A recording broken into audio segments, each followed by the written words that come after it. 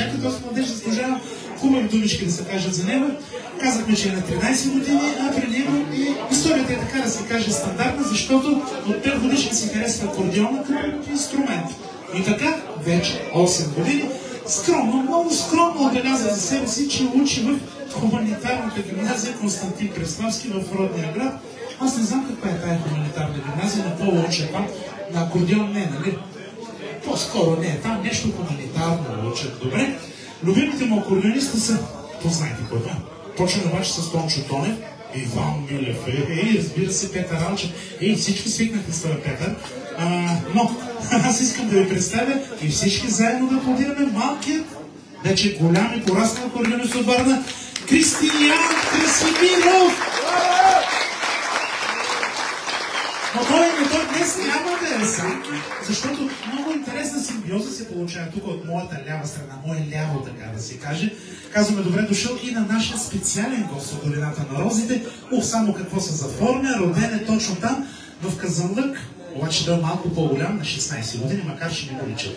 Изглежда 2 пъти по-малък, защото преди малко повече от седмица той подобаващо, дали така? Преди малко повече от седмица ги направи тези 16 години, рожден ден, а това, че е талантлив, лично аз го забелязах отдавна и от километри го забелязах. Когато е на 7, започва да изучава тънкостите на кларинетното свирене. Той не му трябва много, защото просто е роден да свири на този толкова интересен инструмент. И така вече горе-долу десетилетия той бързо започва да прави впечатление не само на любители, но и на специалистите, на хората, които задълбочено се занимават и изучават фолклора и музиката. За свой кумир определя кой? Кой определяш за свой кумир? Приятелю, този интересен кларинет. Той не е интересен, той е един от страхотните български кларинетисти. Скъпи приятели, малко аплодисменти за Орлин Павуков. Заслужава ги! Така е, Орлин дошъл тук да те подкрепи, което не е малко, и да направим един, така да се каже, мост между поколенията, което идва пък да ни каже действително колко е здрава връзката между поколенията на нашите фолклорни изпълнители. Лично за себе си аз съм повече от сигурен, че това момче го очакват много успехи.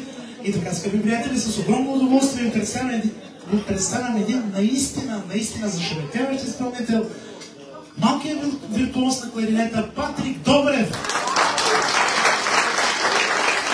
И сега третата част от триото, обаче ме е страх да мръдна, защото да ми направи някаква микрофония, макар че инженер Бойко Георгиев е за пулта, там е сигурен. Там съм сигурен, бетон е. Така, малко по-настрани днес оставяме барабанистите, не знам защо от тая обща картина, но това тутък си се променя. Ето го, той е само на 15, идва от 100 километра, точно на Семеоград, Карлово са на точно 100 километра. От свещената борда между Тракия и Родопите, и че съм го написал това нещо, исках да го споделя с вас. Харесва ударите, когато е 2 на 6, но за това сравнително кратко време той успя да се справи с една много интересна барабанистка конкуренция, където всеки иска да се докаже. Тук много му помага и, така да се каже, неговите първи стъпки са при интересни учители, са имени като Кристиян Желев и бащата на барабанистите Пайчо Иванов. Друг негов кумир е Краси Василев и ето, че идва и предложение, на което трудно устоява. Под така да се каже, под покровителството на Васко Денев, защото наистина трябва да го кажем. Васко е един от хората, които първи забеляза таланта му и започна да му показва ударните, започна да го води на интересни и хубави събития, така че малкият Кристиян днес е при нас и трябва да покаже какво може за ударните. Дами и господа, представяме поредния представител на новото поколение виртуозни изпълнители, малкият Кристиян Колев.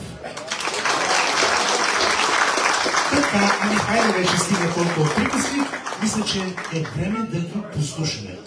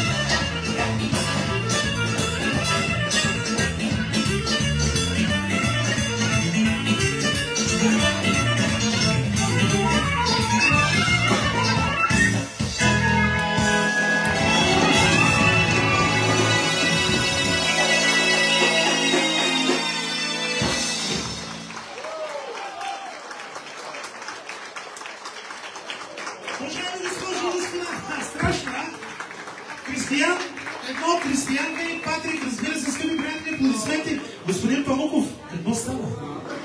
Какво става? Не можем, просто искаме се още малко да попляскаме, скъпи приятели, много готино.